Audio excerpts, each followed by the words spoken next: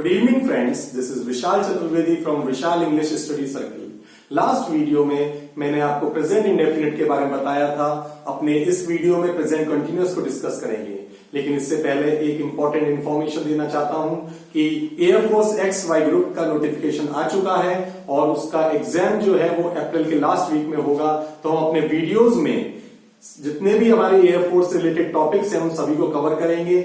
और मैं एक बात और कह देना चाहता हूं कि जो स्टूडेंट्स मेरे चैनल से अभी नए नए जुड़े हैं वो मेरे चैनल को प्लीज सब्सक्राइब करें और बेल आइकन प्रेस करें, जिससे कि कोई भी नया नोटिफिकेशन उन तक पहुंच सके.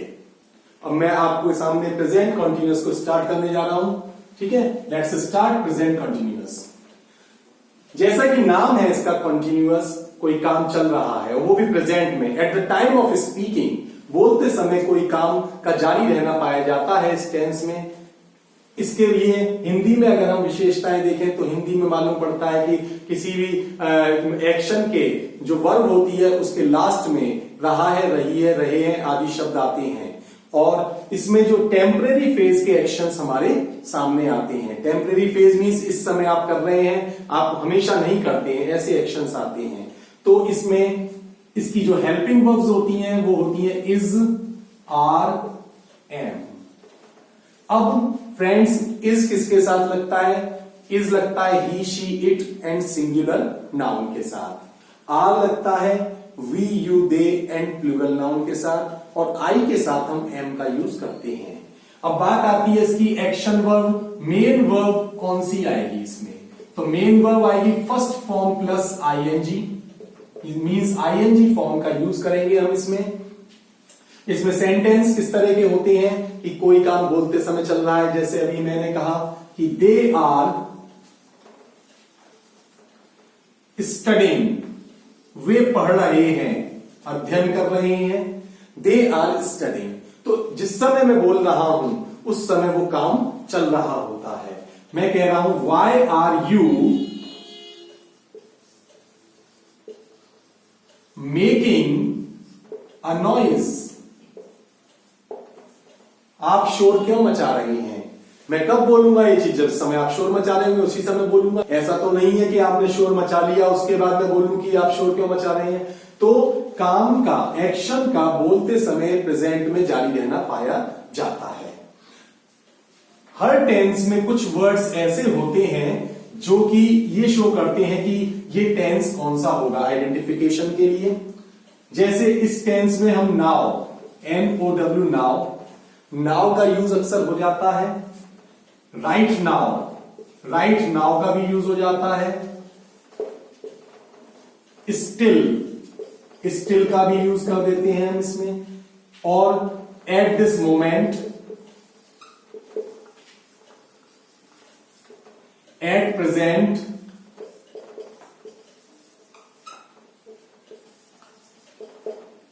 एट दिस टाइम, इस तरह के वर्ड्स अक्सर इस टेंस में आ जाते हैं. Now, right now, still, at this moment, at present, at this time, इस तरह के वर्ड्स इसमें आ जाते हैं जो शो करते हैं कि वर्क जो है, एक्शन जो है वो इस समय चल रहा है. बोलते समय at the time of speaking वो आपका एक्शन जो है वो चल रहा है. तो एग्जांपल ले लेते हैं हम. एट दिस मोमेंट, इस क्षण, at this moment I am decorating my room. इस समय मैं क्या कर रहा हूं? अपने रूम को डेकोरेट कर रहा हूं, सजा रहा हूं. तो काम बोलते समय चल रहा है. तो ये बताते हैं कुछ वर्ड्स हमारे प्रेजेंट कंटिन्यूअस के. इसके अलावा कभी कभी क्या होता है, ऐसे जो प्रेजेंट कंटिन्यूअस होता है उसमें कभी कभी क्या देखने को मिलता है कि जो आपका एक्शन है वो at the time of speaking नहीं चल रहा होता है, बल्कि वो एक्शन प्रेजेंट में किसी ना किसी समय कंटिन्यूटी में रहता है. तो ऐसे सेंटेंसेस के लिए हम वर्ड्स यूज करते हैं दीज डेज और नाउअडेज. जो दीज डेज और नाउअडेज का मीन्स ये है कि इन दिनों या आजकल कोई काम चल रहा है, ना कि बोलते समय. अब मैं सपोज कहता हूं आप मुझे मिलते हैं काफी समय बाद, मैं आपसे कहता हूं भाई कहाँ रहते हैं, दिखते नहीं है, तो आप मुझसे कहते हैं सर मैं इन दिनों अपने एग्जाम की प्रिपरेशन कर रहा हूं। तो उस समय आप एग्जाम की प्रिपरेशन नहीं कर रहे हैं, आप मार्केट में मिल रहे हैं मुझसे, लेकिन उस पूरे समय के दौरान आपका प्रेजेंट में उस पूरे समय के दौरान एक्शन चल रहा होता है। तो उससे बताने के लिए दीज डेज और नाउ डेज का यूज हम करते हैं। These days my sister is preparing for IAS examination.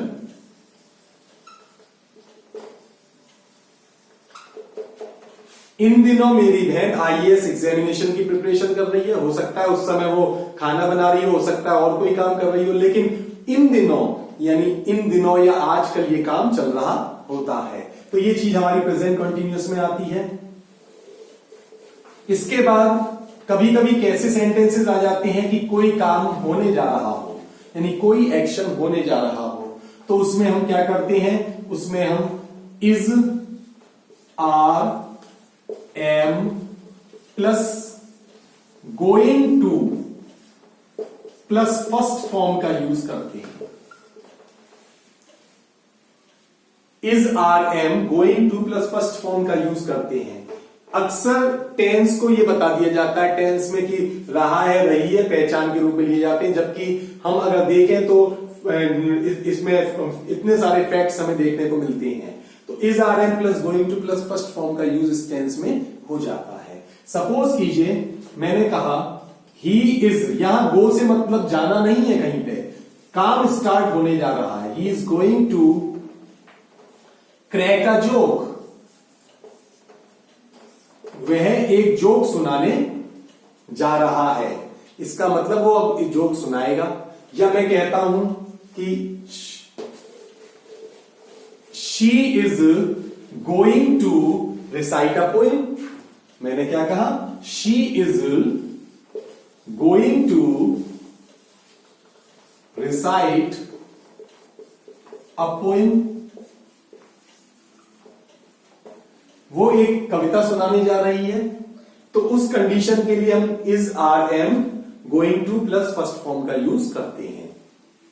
समझ में आया?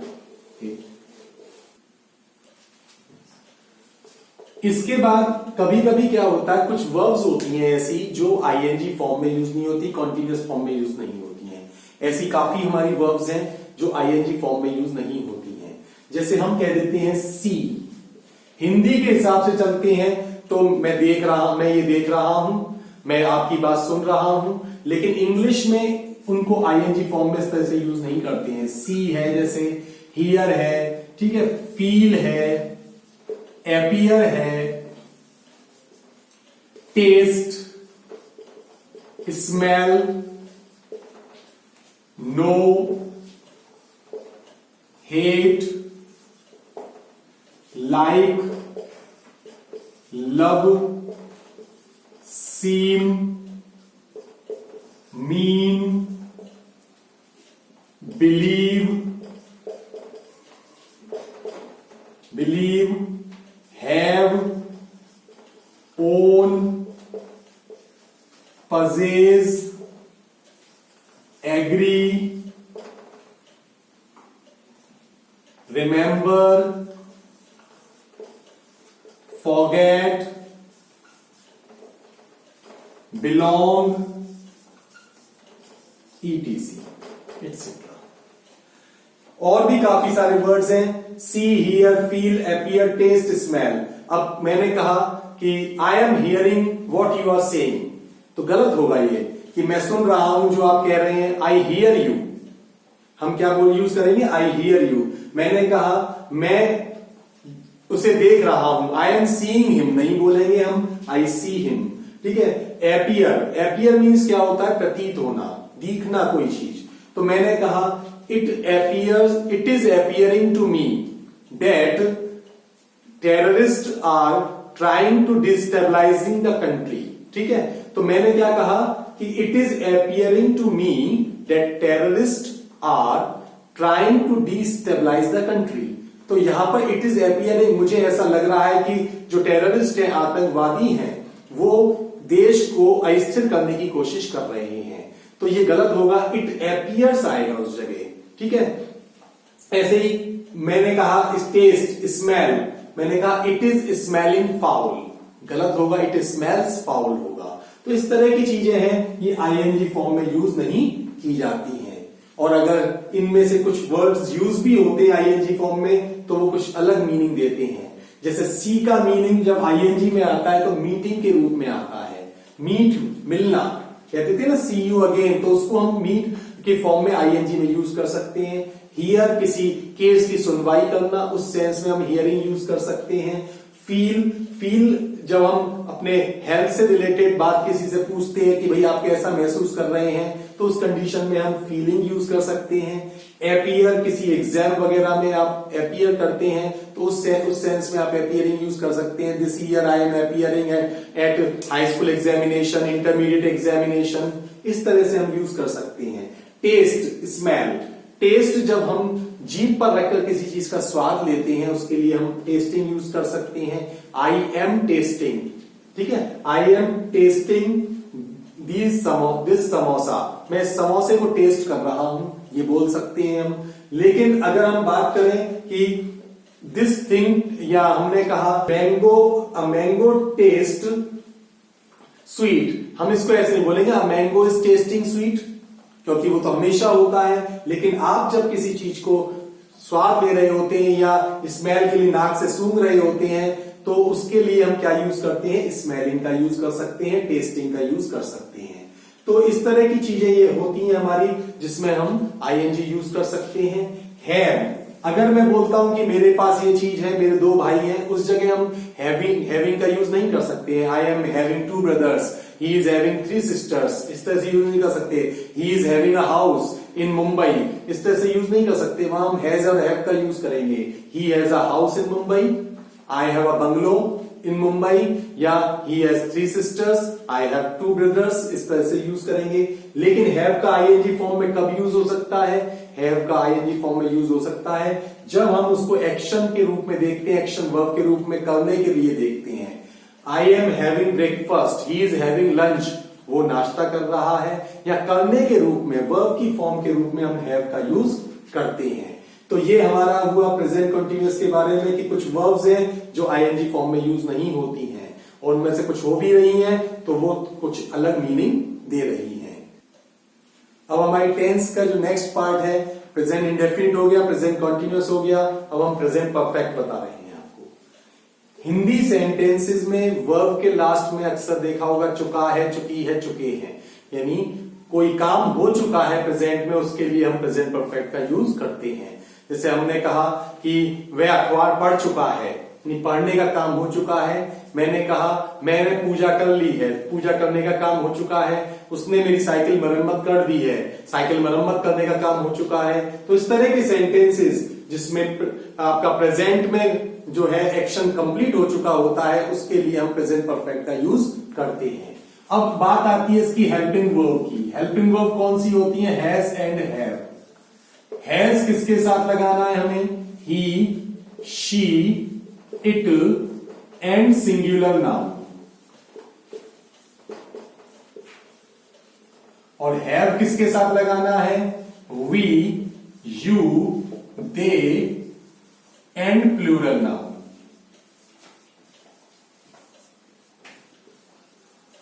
इनके साथ हम हैव का यूज करते हैं।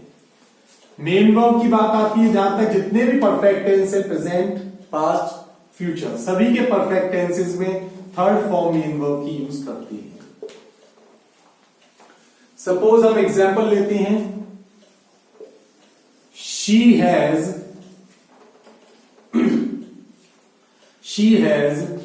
read this book twice. काम हो चुका है पढ़ने का, वो इस किताब को 2 बार पढ़ चुकी है। तो शी के अकॉर्डिंग हमने हैज लगाया, और हमने थर्ड फॉर्म रीड की, थर्ड फॉर्म रेड लगाई। स्पेलिंग सेम होती है, रीड, रेड, रेड, लेकिन स्पेलिंग तीनों में सेम आती है। I have not completed my work, मैंने अपना काम अभी तक कंप्लीट नहीं किया है, कोई काम कंप्लीट हुआ है नहीं हुआ है, कितना हुआ है, ये सब बताता है हमारा प्रेजेंट परफेक्ट टेंस। अब आपको मैं इसमें एरर के पॉइंट ऑफ व्यू से बहुत इंपॉर्टेंट फैक्टर बता रहा हूं, जिसमें से एरर्स जरूर निकल के आते हैं एग्जाम में या फिर फिल इन द ब्लैंक्स में जरूर देते हैं।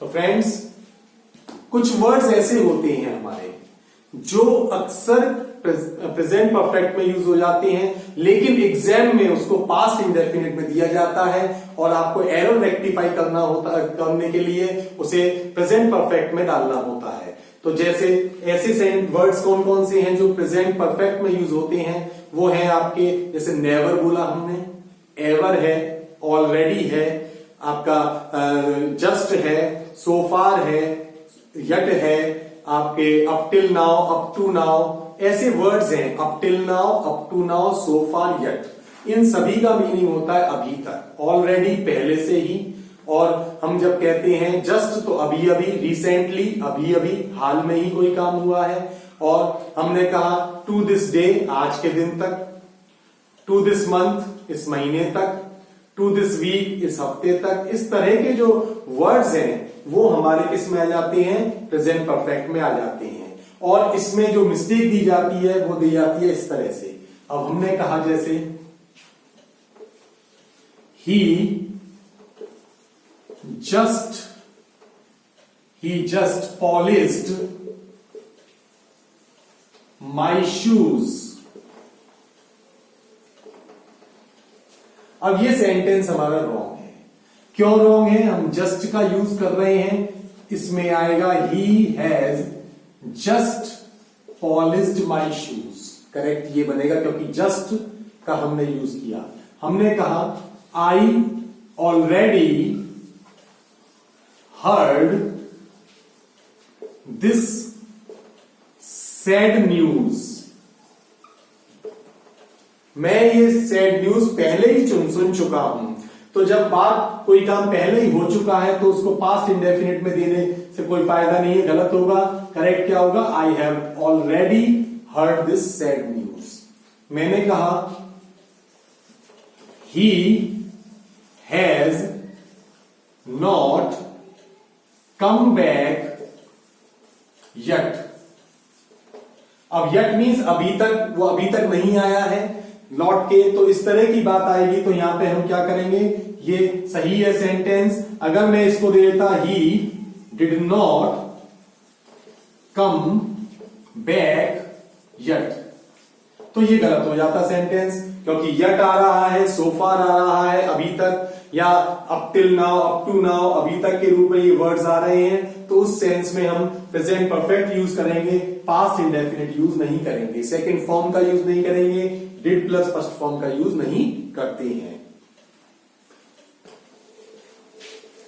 तो ये वर्ड्स कौन कौन से मैंने बताए, एक बार मैं फिर बोल रहा हूं वर्ड्स को जो प्रेजेंट परफेक्ट में यूज हो जाते हैं, पास्ट इंडेफिनिट में नहीं आते हैं। एवर है, ऑलरेडी है, जस्ट है, रिसेंटली है, आपका सो फार है, यट है, up till now, up to now, to this date, to this date, to this month, इस तरह के वर्ड्स हमारे होते हैं। अब कुछ वर्ड्स ऐसे पास्ट के टाइम शोइंग वर्ड्स में बताता हूं आपको, जो कि एग्जाम में प्रेजेंट परफेक्ट में दे दिए जाते हैं, लेकिन वो वास्तव में पास्ट इंडेफिनिट में चलते हैं। जैसे पास्ट के टाइम शोइंग वर्ड्स, यस्टरडे है, लास्ट नाइट है, लास्ट वीक है, 2 days ago है, 2 days बैक है, या कोई भी 1993 है, 2005 है, या कोई भी पास्ट का टाइम दे दिया, या इन द मॉर्निंग है, या आपने कहा 21 जुलाई दे दिया। तो उस सेंस में हम क्या करेंगे, प्रेजेंट परफेक्ट में सेंटेंसेस नहीं बनेंगे, पास्ट इंडेफिनिट में बनेंगे। मैंने कहा he has returned from Agra yesterday. अब क्या दिया जा रहा है, देखिए यस्टरडे दिया जा रहा है, जब यस्टरडे दिया जा रहा है इट मींस क्या है कि पास्ट की बात हो रही है, और जब पास्ट की बात हो रही है तो उसमें प्रेजेंट परफेक्ट का कोई रोल नहीं होगा। ही रिटर्न फ्रॉम आगरा यस्टरडे आ जाएगा। मैंने कहा India have one the match on Sunday. Sunday को भारत ने एक मैच जीता था। अब बात रही पास्ट की कि संडे को जीता था, तो फिर हैव नहीं आएगा, India one the match on Sunday. तो पास्ट के टाइम को शो जो करते हैं उसमें क्या होता है, उसमें हम ये देखते हैं कि सेंटेंस पास्ट इंडेफिनिट में बनेगा, प्रेजेंट परफेक्ट में नहीं बनेगा। इसके अलावा कभी कभी इस प्रेजेंट परफेक्ट में सिंस का भी यूज एज अ कंजंक्शन हो जाता है। किसका यूज हो जाता है? सिंस का यूज एज अ कंजंक्शन हो जाता है। अब सिंस का यूज एज अ कंजंक्शन होता है, कैसे होता है उसको मैं बताता हूं। दो पार्ट में सेंटेंस होता है। सिंस से जुड़ा हुआ जो पार्ट होता है वो हम पास्ट इंडेफिनिट में रखते हैं। Past indefinite means second form में रख देते हैं, या फिर नेगेटिव होगा तो डिड प्लस फर्स्ट फॉर्म में आ जाएगा। और ये वाला जो पार्ट है वो आएगा प्रेजेंट परफेक्ट में। सपोज हम सिंस का मीनिंग क्या है यहां पे, जब या जब से। बहुत इंपॉर्टेंट है ये पॉइंट्स, ये एग्जाम में जरूर मिल जाता है, इसमें से कोई ना कोई क्वेश्चन आपको, तो इसको आप ध्यान से पढ़ेंगे। जो मैं प्रेजेंट परफेक्ट के बारे में बता रहा हूं बहुत ही इंपॉर्टेंट टॉपिक्स हैं ये पॉइंट सेंस के। तो present perfect plus since plus past indefinite ये कॉम्बिनेशन बनता है। सिंस से जोड़कर हम पास्ट इंडेफिनिट को रखते हैं, चाहे सिंस शुरू में आ जाए तो पास्ट इंडेफिनिट से जुड़ा रहेगा। अब हम ये देखते हैं कि इसमें सेंटेंसेस कैसे आती हैं। हम कहते हैं कि 2 साल हो गए ऐसा हुआ था, 3 दिन हो गए जब वो यहां से गया था। तो इस तरह के सेंटेंसेस को हम ऐसे बनाते हैं, 3 days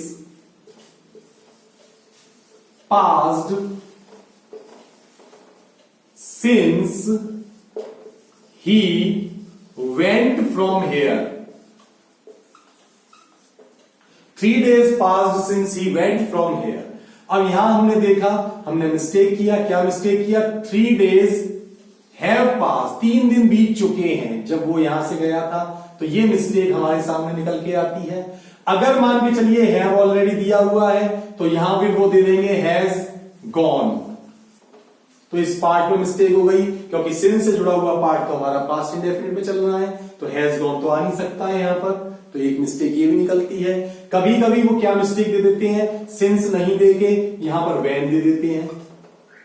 तो तीनों पार्ट जो एबीसी पार्ट होते हैं, फोर्थ नो एरर होता है, एबीसी 3 पार्ट होते हैं, उनमें आप देखते हैं कि यहां या तो फर्स्ट पार्ट यहां तक लेते हैं हम 3 days हैव पास्ड, तो उसमें हम पास्ट इंडेफिनिट रख दिया या पास्ट परफेक्ट रख दिया, हैड पास्ट कर दिया, जबकि उसकी जगह क्या आना चाहिए, हैव पास्ट। और सिंस के प्लेस पे कभी कभी बी पार्ट में वैन रख देते हैं, ये भी मिस्टेक है। और कभी कभी थर्ड पार्ट जो है हमारा उसमें वैन की जगह हैज गॉन रख देते हैं, ये भी मिस्टेक है। जबकि सिंस से जुड़ा हुआ पार्ट सेकंड फॉर्म में आता है, पास्ट इंडेफिनिट में आता है। तो ये आपको मैंने कुछ इंपॉर्टेंट पॉइंट्स बताए प्रेजेंट परफेक्ट के, जिसमें से हमेशा कोई ना कोई क्वेश्चन बन के आता है। जैसे कि मैंने बताया कि प्रेजेंट परफेक्ट में कुछ वर्ड्स यूज होते हैं, उनको पास्ट इंडेफिनिट में रख दिया जाता है। सेकंड मैंने बताया यस्टरडे वगैरह, लास्ट नाइट वगैरह की पास्ट के कुछ शब्द हैं, उन्हें प्रेजेंट परफेक्ट में रख के दे दिया जाता है एरर में। और थर्ड मैंने आपको सिंस का यूज बताया। आई होप आपको समझ में आया होगा अच्छी तरह से। अगर आपको मेरी वीडियो अच्छी लगी हो तो प्लीज इसे सब्सक्राइब कीजिए और इसे लाइक और शेयर भी कीजिएगा। और कोई डाउट हो तो आप अपने कमेंट बॉक्स में अपने कमेंट्स दीजिएगा, मैं उसका जवाब आपको बिल्कुल दूंगा। Okay, thanks for watching.